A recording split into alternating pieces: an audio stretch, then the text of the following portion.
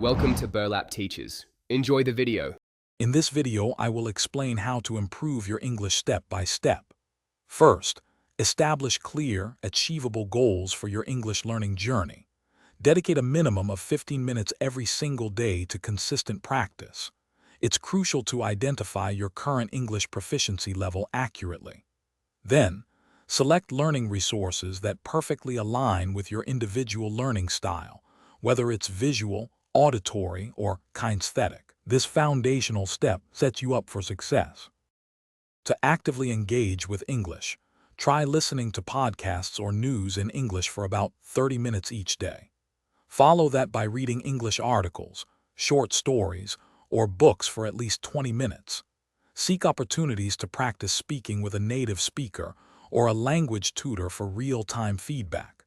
Additionally, make it a habit to write short journal entries in English every single day to improve your written expression. Mastering vocabulary and grammar is essential. Aim to learn 5 new English words and understand their usage in context every day.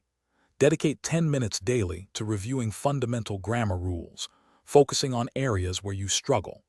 Utilize flashcards or a dedicated vocabulary application to reinforce your learning.